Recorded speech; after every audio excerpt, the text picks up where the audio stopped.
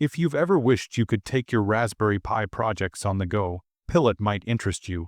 It's an open-source, modular mini-computer built around the Raspberry Pi 5 that recently hit full funding on Kickstarter in just 5 minutes. Pillot comes in two variants: Pillot 5 with a 5-inch screen that resembles a handheld console, and Pillot 7, a larger 7-inch tablet-style device.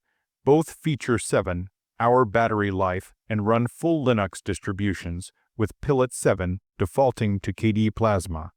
The Pillot 5 includes a trackball, scroll wheel, navigational switch, game buttons, and a thumb-typing keyboard running QMK firmware. The 1280x800 IPS touchscreen combined with these inputs creates versatile interaction options.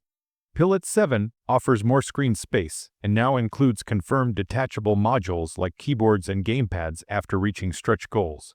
What's interesting is the battery management system.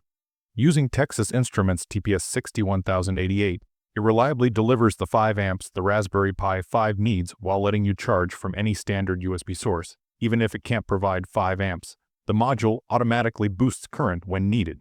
The open source commitment is comprehensive. They're releasing complete schematics, KiCad PCB files, CAD files, and all software under CERN-OHL-S and GPL licenses. You can modify and 3D print components yourself.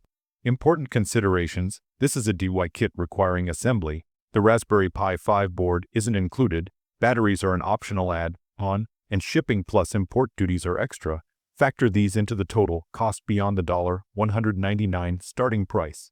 2 modules are in development: an NVMe module free for Kickstarter backers and an LTE module supporting calls and data. Pillot isn't competing with mainstream tablets on specs or polish. It's for tinkerers, developers, and learners who value openness and customization over consumer convenience. If you want a portable, hackable Raspberry Pi setup with decent battery life, it's worth considering.